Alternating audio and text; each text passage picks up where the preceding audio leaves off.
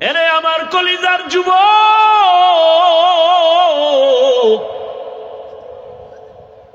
যৌবনটারে কোন কাজে ব্যয় করেছো? আল্লাহর আদালত থেকে পালাবার উপায় নাই। কয়দিন আর বাহাদুরি করবা? এমন জীবন গড়িয়া কবরে যাও যে দুনিয়ার সবাই তোমার মরণে কান্না করবে, দোয়া করবে। আকাম কইরা মোবাইল চালাইয়া চেহারাটারে নষ্ট করে ফেলেছ। চেহারার দিয়ে তাকাইলে মায়া লাগে না, অথচ যুবকের 40 বছর পর্যন্ত চেহারা নষ্ট হবে না, কোনো ক্রিম লাগবে না, মেডিসিন লাগবে না। ও যুবক, বলো তোমার 40 বছরের আগে চেহারা কেন নষ্ট? তোমার চেহারার মধ্যে কেন নূর নাই, কোনো আলো নাই? তোমার চেহারা দিয়ে তাকাইলে মায়া লাগে না কেন? তোমার চেহারা যেমন কুৎসিত হয়ে গেছে, ঠিক এই মোবাইলের দিয়ে তাকায় থাকার কারণে চোখের পাওয়ার যাইতেছে, তোমার খবর নাই। কিডনি দুর্বল হচ্ছে, খবর নাই। হার্ট দুর্বল হচ্ছে, খবর নাই। মোবাইলের কারণে লেখাপড়া শেষ, তোমার খবর নাই। মোবাইলের কারণে তোমার চরিত্র ধ্বংস, খবর নাই। বিয়ে টিয়ে করিস না জীবনে, বউয়ের হক আদায় করতে পারবি না, সেখান থেকে আবার অভিশাপ আসতে থাকবে। রাগ করিস না, যেগুলো দরকারি এটি বলতেছি। রাগ করো কেন? অন্যায় করছো, অনুতপ্ত হও, তওবা করো।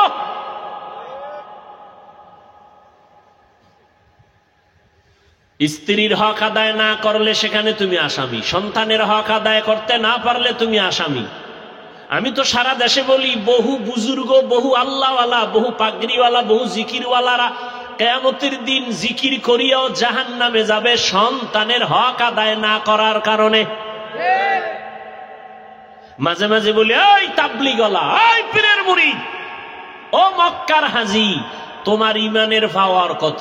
কয় টের পাওয়া যাবে মাইয়া বলার বিবাহের সময়। হাজী সাহেবের ইমানের পার্সেন্ট কত? কয় টের পাওয়া যাবে মাইয়া বলার বিয়ার সময়। উপরে উপরে বলে কিচ্ছু চাই না, ভেতরে ভেতরে বলে এটা দিল না কেন? এটা কি মানবতা হলো? এটা দিল না কেন, সেটা দিল না কেন? গায়ে হলুদ ছাড়া বিয়া হয় না হাজী সাহেব। তুমি কিসের পীরের মুরিদ, কিসের তাবলীগওয়ালা? গায়ে হলুদ হারাম, তোমার ঘরে কেন চলে? ডেক্সেট চলে, বিবাহের অনুষ্ঠানে গান চলে। কল্পনাই করা যায় না বিধর্মীদের যে আড্ডা, এর থেকে বেশি চলে মুসলমানের ঘরে।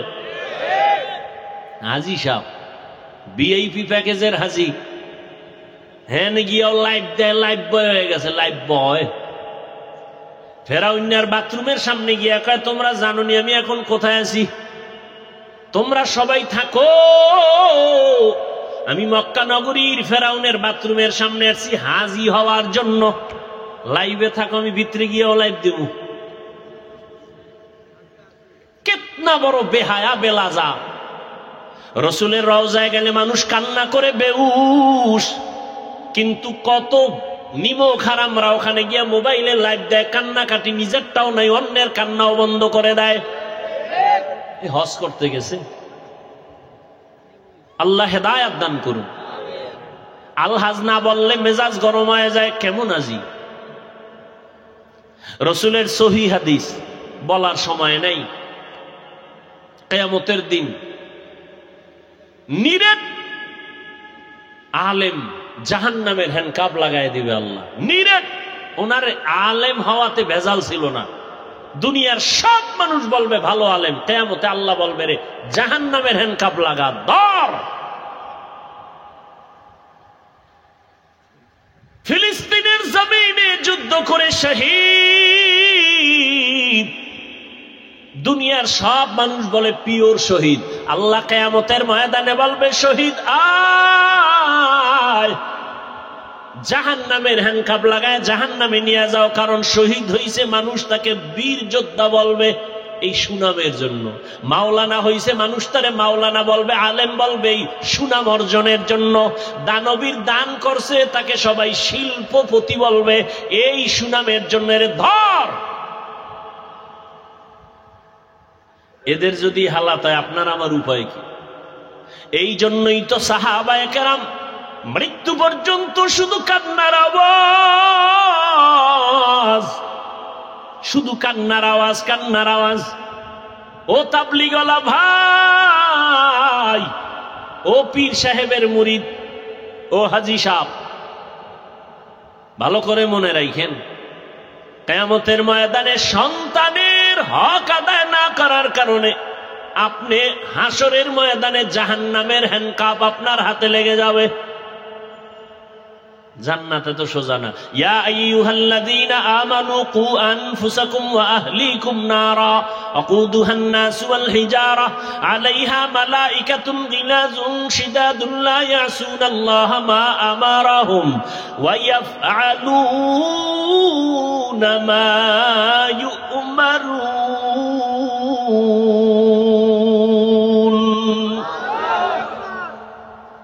জাহান্নাম থেকে আগে নিজেকে বাঁচাও, তোমার আহালকে বাঁচাও। নিজে বাঁচলে হবে না, আহালকে বাঁচাও।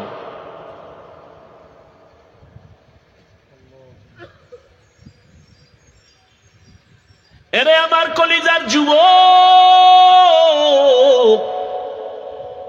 আমি এতক্ষণ চিল্লাইতেছি, একবারও বলি নাই তুমি তাবলীগে না গেলে জাহান্নামে যাইবা, বলছি?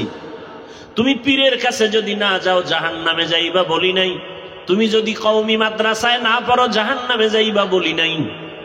বরং আমি বলি সারা দেশে যুবক, তুমি স্কুলে পড়ো, কলেজে পড়ো, চাকরি করো, ব্যবসা করো, ডাক্তার হও, ইঞ্জিনিয়ার হও, প্রফেসর হও, তোমাকে ধন্যবাদ জানাই গেলাম। তুমি একজন ডাক্তার হও, বাধা নাই। তুমি ইঞ্জিনিয়ার হও, বাধা নাই। তুমি প্রফেসর হও, বাধা নাই। তবে এক জায়গায় বাধা, বেয়াদব হইও না রে বাবা। তোমার ব্যবহারে কোনোদিন যেন মা বাবা কষ্ট না পায়, তোমার ব্যবহারে কোনোদিন যেন শিক্ষকেরা কষ্ট না পায়, তোমার আচরণে কখনো যেন আলেম ওলামা মুরব্বীরা কষ্ট না পায়। যদি কষ্ট পায় বরদোয়া লেগে যাবে, মরার আগে পঙ্গু হয়ে যাবা। মা বাবার বরদোয়া লাগলে জীবন শেষ। শিক্ষকের বরদোয়া যদি কপালে লাগে লেখাপড়া ধ্বংস। আলেম ওলামার বরদোয়া লাগবে তো তোর চরিত্র ধ্বংস। স্কুলে পড়ো, ডাক্তার হও, তবে আদওয়ালা ডাক্তার হও, আদর্শবান ডাক্তার হও। মা বাবার দোয়া, শিক্ষকের দোয়া, উলামায়ে কেরামের দোয়া নিয়ে আগাও। জীবনটা ফুলের মতো হয়ে যাবে। ডাক্তার হলো দেখবা সম্মানের সীমানা নাই। বিদেশে তোমাকে হায়ার করে নিয়ে যাবে ডাক্তার, এরকম ডাক্তার আমগো দেশে নাই। তোমার মতো মোবাইলে আকাম করলেই সুনাম হইতো না, হইতো?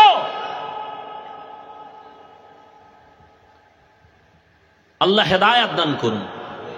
জীবনে কি অর্জন করলাম? মা বাবার সাথে বেয়াদবি, শিক্ষকের সাথে বেয়াদবি, আলেমদের সাথে বেয়াদবি, বন্ধুদের সাথে বেয়াদবি। মনে হয় তুই মইরে গেলে সবাই খুশি, এমন একটা জীবন কামাই করলি যে মরলেই মা বাপ খুশি, যে একটা বালা গেছি গা। চরিত্র এত খারাপ যে মইরে গেলে মা বাপ খুশি। কেমন পোড়া কপাল তোমার!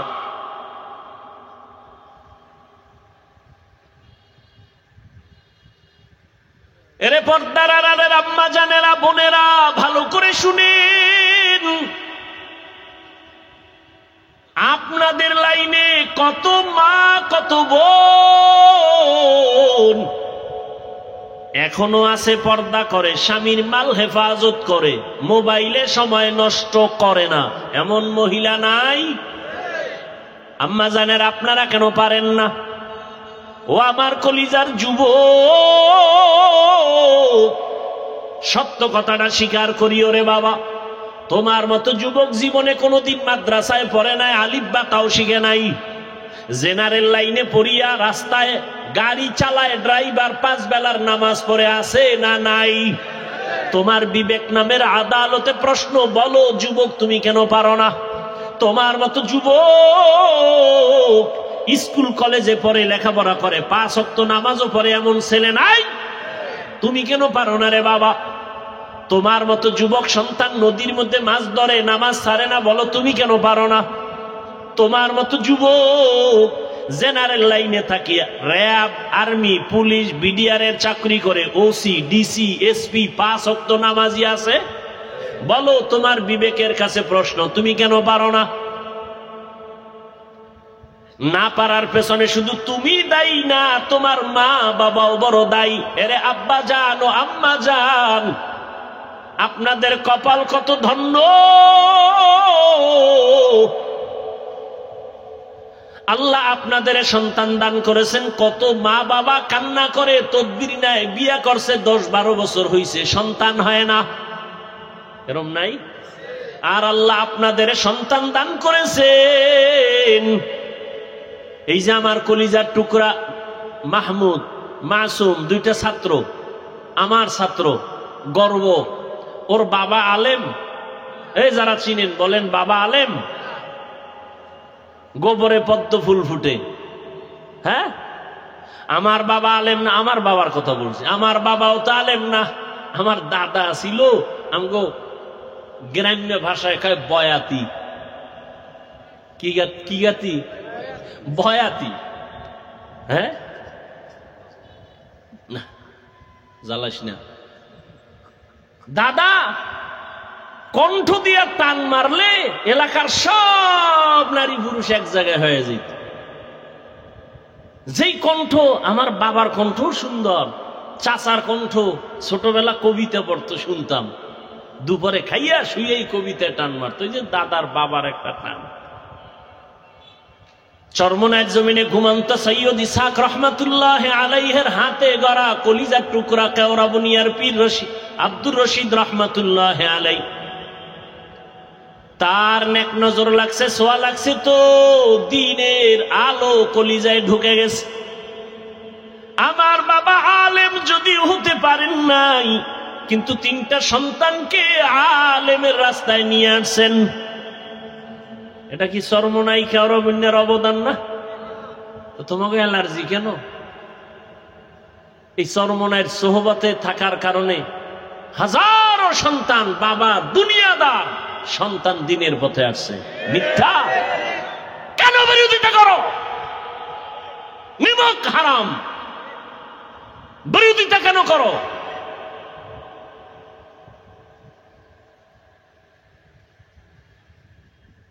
আল্লাহ কারে দিয়ে হেদায়েতের দরজা খুলবে বলা যায় না। নিজের চিন্তা করো, আর একজনের উপর আঙ্গুল তুলো কেন? আল্লাহ হেদায়েত দান করুন।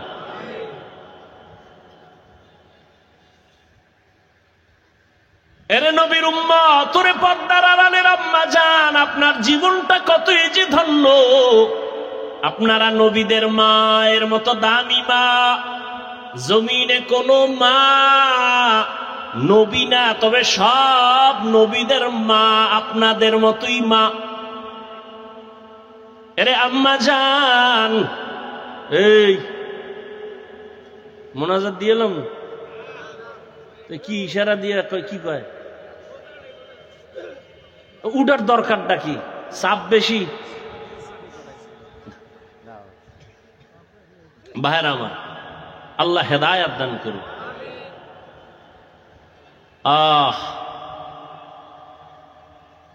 বেশি জরুরি থাকলে যাও ভাই, পেছ লাগা বাবার বইয়ে কোন ঘটনা ঘটাই এলো, যাও। কি আরেকটু সামনে আগাবো? এরে আম্মা জানেরা, সাহাবায়ে কেরামদের মায়ের মতো আপনারা মা।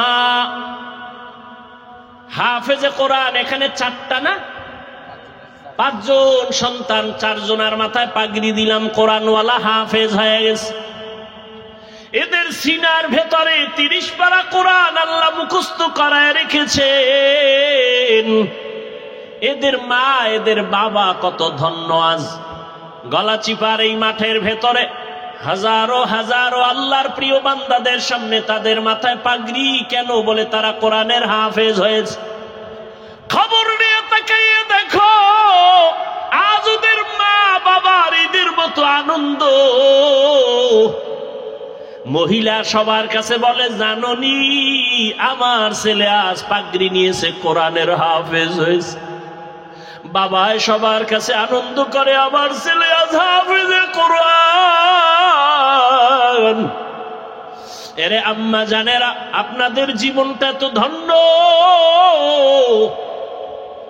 আপনারা খাদিজা রাদিয়াল্লাহু তাআলা আনহার মতোই তো নারী, বড় দামি। আয়েশা রাদিয়াল্লাহু আনহার মতো দামি নারী, ফাতেমা রাদিয়াল্লাহু আনহার মতো দামি নারী, আপনাদের সম্মান কত?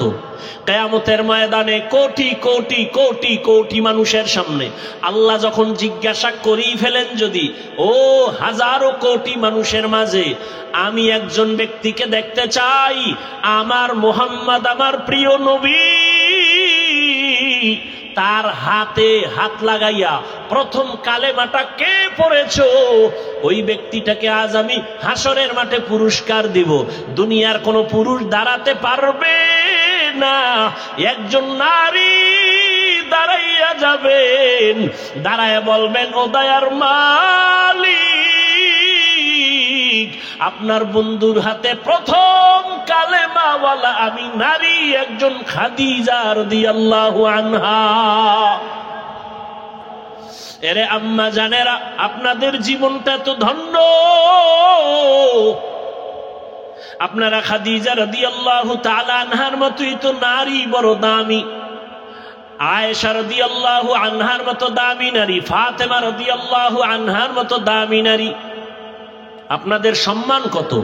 কিয়ামতের ময়দানে কোটি কোটি কোটি কোটি মানুষের সামনে আল্লাহ যখন জিজ্ঞাসা করেই ফেলেন, যদি ও হাজারো কোটি মানুষের মাঝে আমি একজন ব্যক্তিকে দেখতে চাই, আমার মুহাম্মদ আমার প্রিয় নবী, তার হাতে হাত লাগাইয়া প্রথম কালেমাটা কে পড়েছো, ওই ব্যক্তিটাকে আজ আমি হাসরের মাঠে পুরস্কার দিব। দুনিয়ার কোন পুরুষ দাঁড়াতে পারবে না, একজন নারী দাঁড়াইয়া যাবেন, দাঁড়ায় বলবেন, ও দয়ার মালিক, আপনার বন্ধুর হাতে প্রথম কালেমাওয়ালা আমি নারী একজন খাদিজা রাদিয়াল্লাহু আনহা। আল্লাহ যদি বলে ফেলেন কিয়ামতের ময়দানে, আমার দ্বীন ইসলামের জন্য জীবন দিতে গিয়া প্রথম শহীদ কে হয়েছ, গলা কাটা শহীদ, একজন পুরুষও দাঁড়াতে পারবে না, একজন নারী দাঁড়ায় বলবেন, হে মালিক, আপনার দ্বীন জিন্দা করার জন্য আমি শহীদ হয়ে রক্ত ঝরাইছি, আমি একজন নারী সুমাইয়া রাদিয়াল্লাহু আনহা। নারীদের সম্মান আল্লাহ এত দিছেন, তোমরা কমানোর জন্য আন্দোলন করো। যারা বলে ইসলাম নারীর অধিকার দেয় নাই, এরা লম্পট, চরিত্রহীন, ইসলামের দুশমন।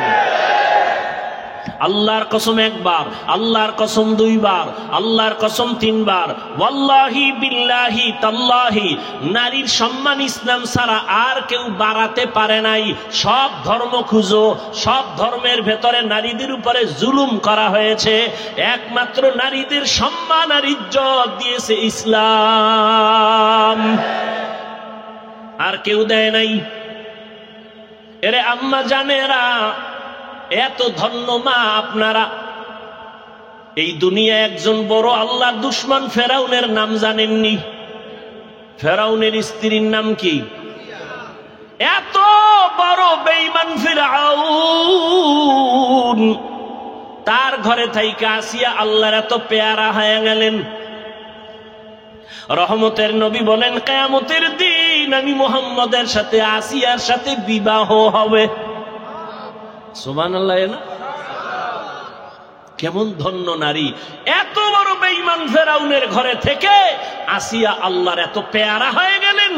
নবী বলেন, কিয়ামতের দিন আসিয়ার সাথে আমি মুহাম্মদের বিবাহ হবে।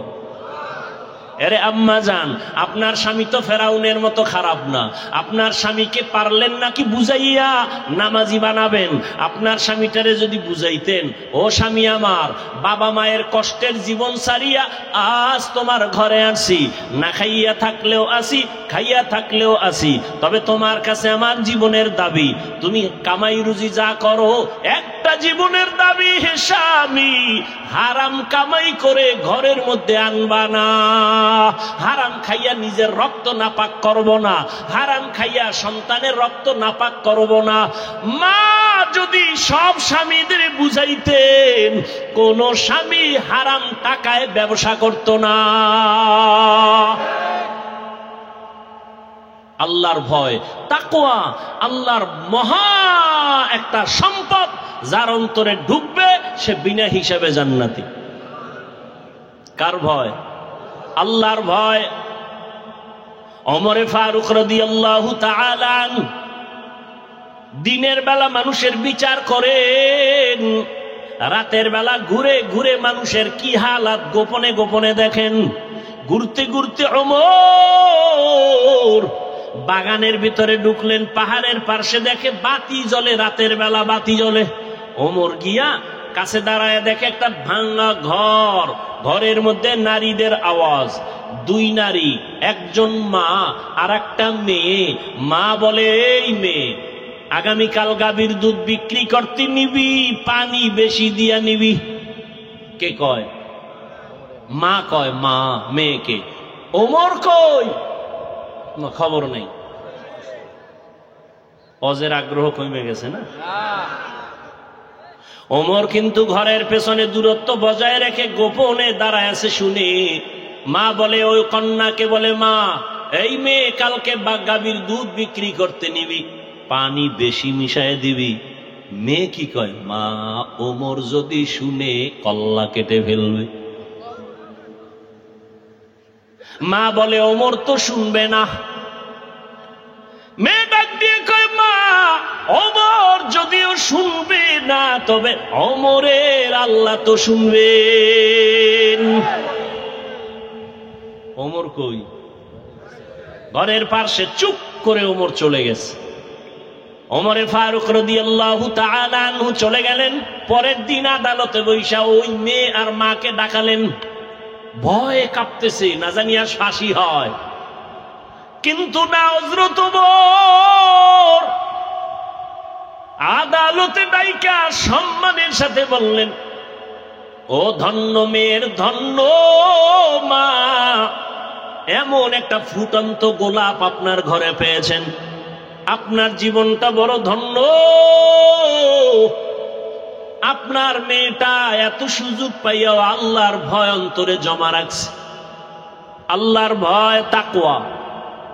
আমি আজ আপনাকে ডাকছি, ভয় নাই, ভয় নাই। আপনি যদি খুশি হন, আমি ওমর চাই আপনার মেয়েটাকে আমার ছেলের জন্য বিবাহের বন্ধনে নিব। মা খুশি না বেজার?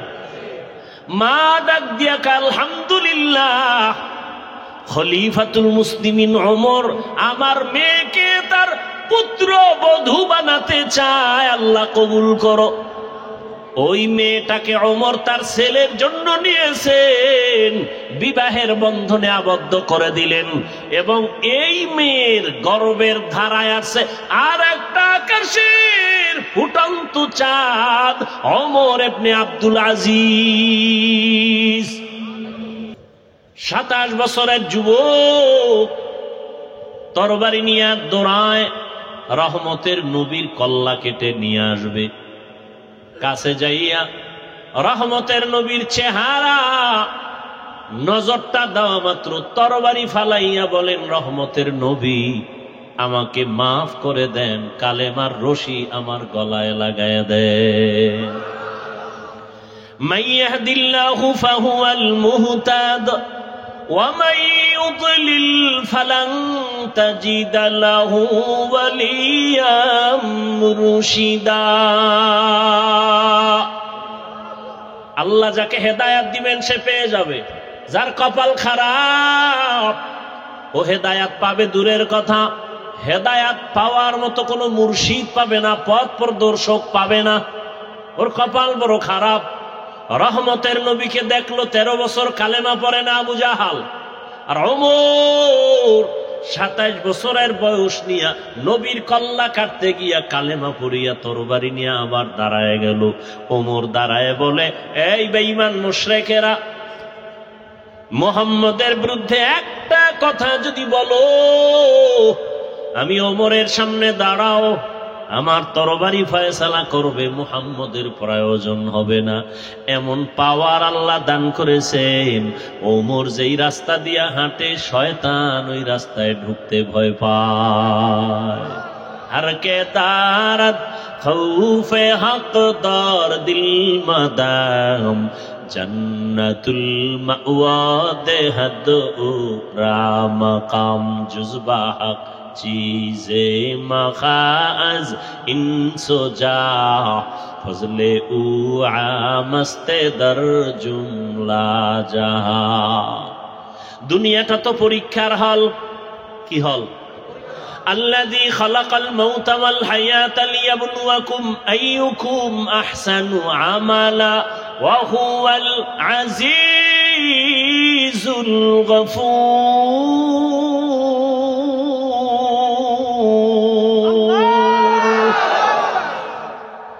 আল্লাহ বলেন দুনিয়াটা পরীক্ষার হল, আমি আমলের পরীক্ষা নিব। পরীক্ষার হলে ঢোকার পরে প্রশ্নের উত্তর উল্টা লেখলো, বাধা দেয় না দেয়নি? দেয়।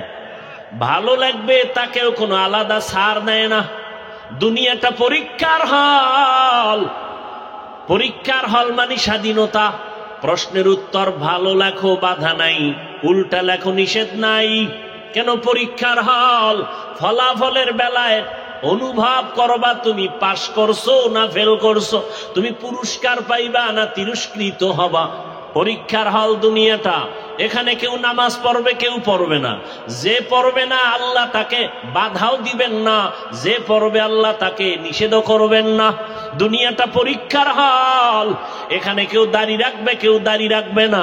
যে দাড়ি রাখবে না আল্লাহ তাকে নিষেধ করেন না, বাধাও দেন না। যে দাড়ি রাখবে আল্লাহ তাকে নিষেধও করবেন না। যে দাড়ি রাখে না সেও যেই আসমানের সূর্যের আলো ভোগ করবে, যে দাড়ি রাখবে সে একই সূর্যের আলো ভোগ করবে। দাড়িওয়ালা মুমিন যেই গাছের ফল খাওয়ার স্বাধীনতা পায়, যে মুমিন না সেও ওই ফল খাওয়ার স্বাধীনতা আছে। কেন? বলে পরীক্ষার হল, বাধা দেওয়ার জায়গা না, সবাই স্বাধীন। ফলাফলের বেলায় দেখা যাবে তুমি জান্নাতি না জাহান্নামী। ফলাফলের বেলায় টের পাইবা কে পুরস্কার পাইবা, কে তিরস্কৃত হইবা। পরীক্ষার হল। মন্দিরেরও দরজা খোলা, মসজিদেরও দরজা খোলা। মন্দিরে ঢুকো, বাধা নাই। মসজিদে ঢুকো, নিষেধ নাই। পরীক্ষার হল।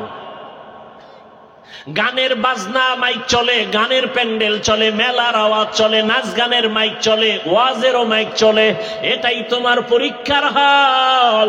তুমি গানের প্যান্ডেলে ঢুকবা নাকি তুমি কোরআনের প্যান্ডেলে ঢুকবা? পরীক্ষার হল। তোমাকে স্বাধীনতা দেওয়া হয়েছে। তুমি চাইলে প্যান্ডেল গানেরটায় ঢুকতে পারো, তোমাকে বাধা দেয়া হবে না।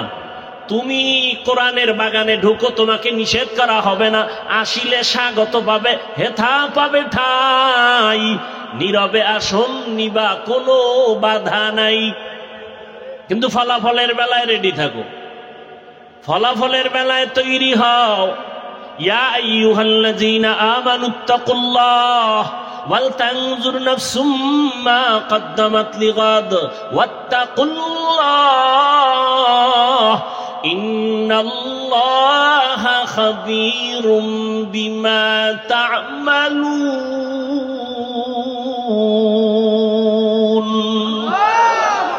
কালামে জিন্দা কুরআনে হাকিম হিকমতে উলায়া জালাসতু কদিম জামিউল ইলম ফিল কুরআনে হাকিম তাকাসারাত আনহু আফহামুর রিজালি। ঘুমে ধরতেছে? রমজানুল মুবারক চলে গেল, ঘেরান এখনো যায় নাই। কিন্তু দুঃখ, মুসলমানের সন্তান রাস্তাঘাটে স্বাধীনভাবে চলে আর গান বাজায় আর বলে, হাজার বছরের মনে হয় যেন এবার ঈদের আনন্দ করেছি। আর একটু যদি ভালো হইতো, ওপেন মেয়ে দিয়া রাস্তাঘাটে অবাধে জেনা করতে পারতো, তাহলে মনে হয় আরো আনন্দিত হইতো। আহ, তুমিও মুসলমান, আমিও মুসলমান, তোমার আমার আল্লাহ এক, নবী এক, কোরআন এক, কাবা এক, ধর্ম এক, কালেমা এক, কাফনের কালারও মনে আছে না? মহিলাদের 5 কাফন, পুরুষের কয় কাফন? 3টা, সব এক। কবরের সাইজও নাকি আপনাদের এলাকার কবর এক হাত বড়? সব কবরের সাইজ। কবরে রাখার পরে প্রশ্ন হবে কয়টা? তাও আমাকে যেই প্রশ্ন আপনাকে একই প্রশ্ন, বাবার প্রশ্ন ছেলে মেয়ের প্রশ্ন এক, শিক্ষকের যেই প্রশ্ন ছাত্রকে একই প্রশ্ন, মুমিনকে যেই প্রশ্ন বেঈমানকে সেই একই প্রশ্ন। রবের পরিচয় দাও, ধর্মের পরিচয় দাও, রাহমাতুল লিল আলামিনের পরিচয় দাও। কবরের প্রশ্নটাও এক। তাহলে আপনার আমার আল্লাহ এক, নবী এক, কোরআন এক, কাবা এক, ধর্ম এক, কালেমা এক, কবর এক, কাফন এক, প্রশ্ন এক। পোশাকটা কেন আলাদা? পোশাক কেন আপনার নবীর তরিকায় নাই? কেমন মুসলমান আপনি যে আমি টুপি খুলতে চাই না, লজ্জা। আর আপনি কেমন ভিআইপি মুসলমান যে টুপি দিতে চান না, লজ্জা। আমি দাড়ি কাটতে চাই না, লজ্জা। আপনি কেমন মুসলমান যে দাড়ি রাখতে চান না, লজ্জা। আমি দাড়ির ওয়াজ করলে আপনার কষ্ট লাগে। সেদিন এক জায়গায় গেলাম, কয় হুজুর আপনাকে ওয়াজে আসতে অনেকে বাধা দিছে কেন? আপনি দাড়ির ওয়াজ বেশি করেন। আমি বললাম ৩-৪ বছর ধরে তুই ওয়াজই বাদ দিয়ে দিলাম। দাড়ির ওয়াজ কঠিন ওয়াজ তো হাদিসে আছে, এত কথা তো বলি না। যারা দাড়ি ছোট করে রাখে, যারা পুরা ক্লিন করে, দোনো দলের গুনাহ সমান। দোনো দলের গুনাহ সমান। কবিরা গুনাহ কত টাইম? বলে 24 ঘন্টা ঘুমায় থাকলেও গুনাহ। বাইতুল্লাহর গিলাপ ধরে যদি কয় লাব্বাইক লাব্বাইক, দাড়ি কাটার গুনাহ লেখা বন্ধ নাই, অল টাইম কবিরা গুনাহ, কবিরা গুনাহ, কবিরা গুনাহ, কবিরা গুনাহ। তওবার সুইচ না দিলে ওই গুনাহ লেখা বন্ধ হবে না। আল্লাহ হেদায়েত দান করুন। আমি মসজিদে না ঢুকলে লজ্জা পাই, আপনার ঢুকতে গেলে লজ্জা হয়। আমি পর্দা না করলে লজ্জা পাই, আপনি পর্দা করতে গেলে লজ্জা পান। আপনি ভিআইপি মুসলমান। আল্লাহ হেদায়েত দান করুন। এত বয়ান, এত বয়ান, এত বয়ান। রোজার মাসটা না যাইতে বয়ান। ওরা তো আরো 3-4 দিন আগে আনছিল। আমি চিন্তা করলাম মাঠে ঢুকার সময় ওরা 3-4 দিন আগে যদি আইতাম তো আরো কত মানুষ। ঈদের সময় কত আনন্দ, শ্বশুর বাড়ি, বেয়াই যাবে, বেআইনের বাড়ি, আগের থেকে ওয়াদা দেওয়া, জামা কাপড় সব রেডি করা, সেখানে কত আনন্দ, শালি দুলা ভাইয়ের আনন্দ, সেটা এক অপরিসীম অকল্পনীয় আনন্দ। এ বাদ দিয়ে আইব অজে। 3 দিন আগে আইলে তো পাওয়াই যেত না আল্লাহর বান্দাদেরকে। সব আত্মীয় স্বজনের বাড়ি আনন্দ মিছিলে আছে। আজকে কিছু পাইছে, কেমনে কেমনে আইছে আল্লাহ ভালো জানে। আল্লাহ সবাইকে হেদায়েত দান করুন। ভাই মনে তো ভাবি আমরা বড় কামিয়াব হয়ে গেছি। কঠিন, বড় কঠিন। আপনি একটু চিন্তা করেন তো, আপনি চরমনের মুরিদ, তাবলিগওয়ালা, দেওবন্দি, সারসিনার মুরিদ, আপনার ছেলে মেয়ের অবস্থা কি একটু খেয়াল করেন তো। আপনি যে নিজেরে মহা বড় মনে করতেছেন, খুব সফল মনে করতেছেন, আপনার মাইয়া ফোলার হিসাব লন তো কি, ওদের হালাত কি, আপনার সংসারের হালাত কি, আপনার ব্যবসার হালাত কি, আপনার ফুল ফ্যামিলির কি অবস্থা, রসুলের আদর্শ কই, তারা কই। জিন্দেগি মে বন্দেগি তু করনা হে, जिंदगी में बंदगी तू करना है, जिंदगी बे बंदगी शर्मिंदा है, जिंदगी बे बंदगी शर्मिंदा है। यहाँ हम सब मुसाफिर दिल ना लगा, अहले दिल की नजर से रूह करता जा। यहाँ हम सब मुसाफिर दिल ना लगा, अहले दिल की नजर से रूह करतजा शाह दौलत सब फकीर गर नेक नेहे शाह दौलत सब फकीर गर नेक नेहे जिंदगी में बंदगी तू करना है जिंदगी में बंदगी तू करना है जिंदगी बे बंदगी शर्मिंदा है जिंदगी बे बंदगी शर्मिंदा है जिंदगी में बंदगी कुन बंदगी बंदगी बे जिंदगी शर्मिंदगी খারাপ লাগে আপনাদের উঠা বসা করলেই কিন্তু আমি হাত দুইটা উঠায় ফেললে শেষ এবছরের জন্য বিদায় চিল্লাইলো আর হাত নিচে নামবে না খুব সাবধান উঠা বসা করবেনই না করলে আমি মোনাজাত দিয়ে দেব কারণ আমি বুঝে নিব যে বয়ান এখন ধৈর্যের বাইরে চলে গেছে সে আমাকে ইশারা দিতেছে দ্রুত মোনাজাত দেন আর যদি বসে থাকেন আপনাদের দোয়া পাওয়ার জন্য আমি সময় দিব ইনশাআল্লাহ মাদ্রাসার ভর্তি চলতেছে ওখানে অল টাইম থাকা লাগে এই ফাঁকে ফাঁকে সময় দেই আল্লাহ পাক পছন্দের ছাত্রের ব্যবস্থা করে দেন এরপরে আর এক প্যারা মাথার ভিতরে 20 কোটি টাকার জায়গা মাদ্রাসার নামে নিয়েছে অনেকে দেখেছেন দোয়া চাই দোয়া ছাড়া আর কিছুই নেই আল্লাহ কুদরতের দ্বারা ব্যবস্থা করে দেন অনেক অর্থের প্রয়োজন ভরসা দুইটা আল্লাহর রহমত আর আল্লাহর প্রিয় বান্দাদের কলিজা ভরা আমার প্রতি দ্বীনের নিসবতে মোহাব্বত এই দুই পুঁজি নিয়ে চিন্তা করছি আল্লাহ পাক দয়া করলে মানুষ যদি একটু দিল খুলে তাকায় তো ইনশাআল্লাহ 20 কোটি কিছুই না আল্লাহ কুদরতি খাজানার থেকে ব্যবস্থা করে দিন অনেকে বিকাশ নাম্বারে দিতেছে আলহামদুলিল্লাহ 5,000 10,000 20,000 1 লাখ সাধ্যমতো প্রবাস থেকে অনেকে পাঠাচ্ছে বিদেশ থেকে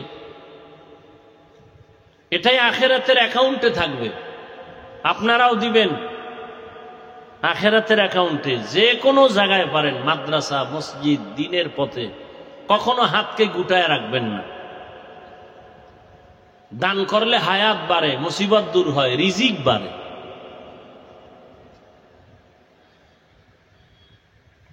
এত বয়ানের পরেও কেন আমাদের আমলের খাতা শূন্য একমাত্র কারণ আল্লাহর আদালতে দাঁড়াইয়া হিসাব দেওয়ার ভয় নেই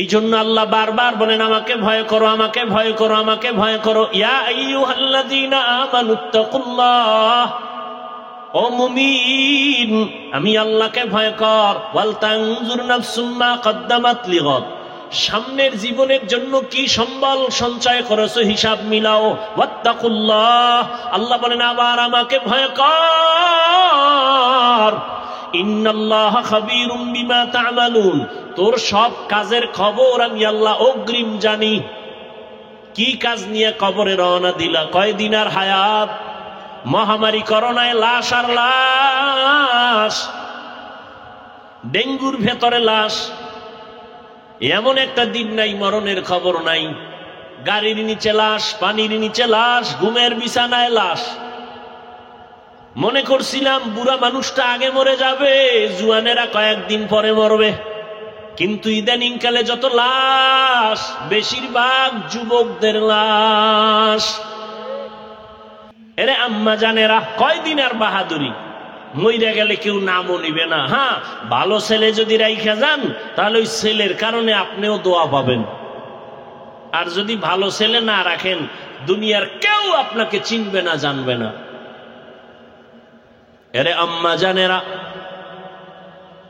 আপনার মতো কত মা এখনো আছে পর্দা করে, হালাল ভাবে চলে, স্বামীর মাল খেয়ানত করে না, মোবাইলে সময় নষ্ট করে না। আপনি কেন পারবেন না? তওবা করে নেন। ও আমার কলিজার যুবক বাবারা, এখনো সময় আছে, মনটাকে বুঝাইয়া তওবা করো। তোমার মতো যুবক স্কুল কলেজে পড়ে, নামাজি, অভাব নাই, তুমি কেন পারবা না? মনে মনে আল্লাহকে ডাকো, হে মালিক, জীবনে মনের চাহিদা পূরণ করতে গিয়া কত দাড়ি কাটলাম, কত নামাজ ছাড়লাম, বেপরদায় চললাম, কত পার্কে পার্কে ঘুরলাম। আজ থেকে তওবা করতে চাই, আর দাড়ি কাটবো না, বেপরদায় চলবো না, মা বাবার সাথে বেয়াদবি করব না, নবীজির আদর্শ মানিয়ে চলবো, ওলামায়ে কেরামের পরামর্শ নিয়ে চলবো, শিক্ষকের দোয়া নিয়ে চলবো। আল্লাহর কাছে খাঁটি মনে যদি তওবা করতে পারো, তুমি ডাক্তার হলেও তোমার জীবনটা ধন্য হয়ে যাবে, ইঞ্জিনিয়ার হলেও তোমার জীবন ধন্য, তুমি প্রফেসর হলেও তোমার জীবনটা বড় ধন্য হবে। ও বৃদ্ধ বাবাজি, আপনার মতো কত বাবারা মসজিদে গিয়া 5 বেলার নামাজ আদায় করে, আপনি কেন পারবেন না? আল্লাহর ধরা বড় কঠিন, আপনি ভুলে গেলে চলবে না। আল্লাহর কাছে এখনো সময় আছে, তওবা করে নেন। আল্লাহ পাক রব্বুল আলামিন কত যে দয়াময়, আবার তেমনি ভয়ঙ্কর। রহমতের নবী এশার নামাজ পড়ে আম্মাজান আয়েশার হুজরায় ঘুমায় গেলেন। তন্দ্রাচ্ছন্ন নবী বলেন, আমি ঘুমাইলে চোখ বন্ধ থাকে, আমার অন্তর ঘুমায় না। হঠাৎ করে রাতের গভীরে আমার কানের মধ্যে শুনি কে যেন কান্না করতেছে।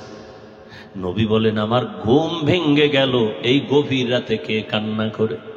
রহমতের নবী বলেন, আমি উঠলাম, উঠিয়া আমি বিছানার থেকে বের হয়ে গেলাম, নজর দিয়ে দেখি আমার হুজরার পাশেই তো মসজিদে নববী, নজর দিয়ে দেখি আমার এক সাহাবী নামাজে দাঁড়ায় দাঁড়ায় গভীর রাতে কান্না করে। আমি রহমতের নবী হঠাৎ চমকে উঠলাম, কোন সাহাবী এই গভীর রজনীতে কাঁদে? ভালো করে নজর করে দেখি, আল্লাহর পেয়ারা সাহাবী আমার আবু বকর গভীর রজনীতে নামাজে দাঁড়ায় কান্না করে। আমি বাহিরে অপেক্ষমান, আবু বকর হাউ মাউ করে কান্না করে নামাজ শেষ করে বের হয়। আমাকে দেখে আবু বকর আতঙ্কিত হয়ে গেল। আমি প্রশ্ন করলাম, হে আবু বকর, আপনি গভীর রাতে নামাজে দাঁড়ায় কান্না করলেন কেন? আবু বকর চোখের পানি ছেড়ে বলেন, ইয়া রাসূলুল্লাহ, আল্লাহর আযাবের ভয় আমি নামাজে দাঁড়ায় কান্না করেছি, একটা আয়াত পড়ে পড়ে কাঁদছি। ইন্নাল্লাহা আশতারা মিনাল মুমিনিনা আনফুসাহুম ওয়া আমওয়ালাহুম বিআন্না লাহুমুল জান্নাহ। আল্লাহ পাক বলেছেন, মুমিনের জান মাল আমি আল্লাহ কিনে নিয়েছি, বিনিময়ে মুমিনকে জান্নাত দিয়েছি। নবী বলেন, আবু বকর, এটা খুশির খবর, এখানে কান্নার কি পাইলেন? আবু বকর বলেন, ইয়া রাসূলুল্লাহ, আপনি জানেন আমি ব্যবসা করি, কাপড়ের দোকান দেই। আজকে সকালবেলা একজন মহিলা আমার দোকানে এসে বহুদিন আগের কেনা কাপড়টা ফিরাইয়া টাকা নিয়ে গেল। আমি প্রশ্ন করছিলাম, মা, কেন কাপড় ফিরায় টাকা নেন? মহিলা একটা জবাব দিয়েছে, তোমার দোকানের কাপড় আমার পছন্দ হয় না, এজন্য ফিরাইয়া দিলাম। আমি আল্লাহর এই আয়াত পড়ে কান্না করেছি। আল্লাহ যে বলেছেন, মুমিনের জানমাল আমি নিলাম, মুমিনকে জান্নাত দিয়া দিলাম। এখান থেকে আমার ভয়, আপনি নবী কিয়ামতের হালাতের বয়ান করেছেন, কত ভয়ঙ্কর হবে কিয়ামতের মাঠ। কিয়ামতের ময়দানে নারী আর পুরুষেরা সবাই উলঙ্গ দাঁড়াবে। সূর্যের গরমে মাথার মগজগুলো ভাতের মারের মতো ফুটবে, জমিনটা তামা হয়ে যাবে, জাহান্নামের আওয়াজে মানুষের কান ফেটে যাবে। এমন এক হালাত হবে, ওই হাসরের মাঠে নবীরা যাদের গুনাহ নাই তারাও কান্না করে বেকারার হবেন। ওই অবস্থার মধ্যে যখন আল্লাহ এক এক করে ডাকবেন, আমি আবু বকরকে ডাক দিয়া যদি আল্লাহ বলেন, হে আবু বকর, আমি জান্নাতের সুসংবাদ দিলাম, কি আমল করেছো? আমি যদি আল্লাহর কাছে পেশ করি নামাজ রোজা তেলাওয়াত, ওই মহিলার মতোই যদি আল্লাহ বলেই ফেলে, ও আবু বকর আমার জান্নাত আমাকে দেও, তোমার জানমাল নিয়ে জাহান্নামে যাও। আল্লাহ কেন বলে, যেইভাবে নামাজ পড়তে বলেছি ওইভাবে নামাজ আদায় করতে পারো নাই। আমি যেইভাবে তেলাওয়াত চাইছি ওইভাবে তেলাওয়াত তুমি আমাকে দাও নাই। আমি যেইভাবে জিকির চাইছি ওইভাবে মোহাব্বতের জিকির আমাকে দাও নাই। মানুষ দেখানো জিকির করেছো, মানুষ দেখানো নামাজ পড়েছো। তখন আল্লাহ যদি বেজার হইয়াই বসেন, আমার জাহান্নাম ছাড়া উপায় হবে না। আর হে নবী, আমি চিন্তা করে দেখলাম দুনিয়াতে সূর্যের গরম সহ্য করতে পারি না, জাহান্নামের আগুন আরো কত ভয়ঙ্কর হবে, কেমন করে সহ্য করব? এই ভয় আমি কান্না করেছি। রহমতের নবী কাঁদেন আর বলেন, আবু বকর ওই হাসরের ময়দানের কথা যখন আমার মনে পড়ে আমিও চোখের পানি ধরে রাখতে পারি না। কিয়ামতের ময়দানে কেমন ভয়ঙ্কর অবস্থা হবে যে নবীরা কান্না শুরু করবেন। আমার উম্মতের কি হালাত হবে। এর এলাকার মুসলমান, হে যুবক, ও পর্দার আড়ালের মা বোনেরা, ও বৃদ্ধ বাবাজি, দুনিয়াতে একটা সূর্যের গরম সহ্য করা যায় না, বেতের বাড়ি সহ্য করা যায় না, মশার কামড় সহ্য করা যায় না। গুনাহ নিয়ে কবরে গেলে জাহান্নামের আগুনের গরম, হাসরের ময়দানে আরো কত ভয়ঙ্কর আযাব। এখনো সময় আছে, তওবা করে নেন। মনে মনে আল্লাহকে বলেন, হে আল্লাহ, দুনিয়ার রং তামাশায় সময় তো কম কাটাইলাম না, মন মতো ঘুরলাম ফিরলাম, আর কয়দিন বাঁচবো জানা নাই। এখন থেকে তওবার নিয়ত করে ফেললাম, আর জীবনে বেপরদায় চলবো না, নামাজ ছাড়বো না, দাড়ি কাটবো না, মা বাবার দোয়া নিয়ে চলবো, শিক্ষকের দোয়া নিয়ে, ওলামায়ে কেরামের দোয়া পরামর্শ নিয়ে নবীর আদর্শ মতো চলবো। তওবা করার মতো যদি কারো অন্তর তৈরি হয়, মুনাফিকি যদি অন্তরে না থাকে, খাঁটি তওবার নিয়ত যাদের আছে, দুটো হাত আমার আল্লাহকে দেখাইয়া দাও। আয় আল্লাহ, আমাদের হাতগুলো কবুল করে নেন, আমাদের তওবা কবুল করে নেন। আয় আল্লাহ, মরণ পর্যন্ত তওবার উপরে মজবুত হইয়া চলার মতো তৌফিক দান করেন, আমিন। আলহামদুলিল্লাহি রাব্বিল আলামিন, ওয়াসসালাতু ওয়াসসালামু আলা সাইয়্যিদিল আমবিয়াই ওয়াল মুরসালিন ওয়া আলা আলিহি ওয়া আসহাবিহি আজমাইন। ইয়া আরহামার রাহিমিন, ইয়া আরহামার রাহিমিন, ইয়া আরহামার রাহিমিন। اللهم ارحمني بترك المعاصي، اللهم